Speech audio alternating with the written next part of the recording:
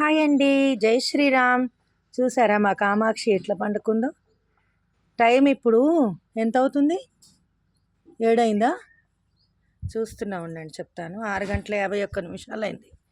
మామూలుగా అయితే ప్రతిరోజు ఈ టైం కల్లా లేచి పాలని ఏడ్చేదండి. ఇవాళ చూడండి ఎంత ముద్దుగా హ్యాపీగా పండుకుందో.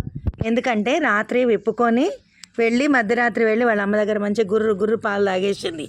అందుకే ఫుల్ నిద్ర వస్తుంది అనమాట.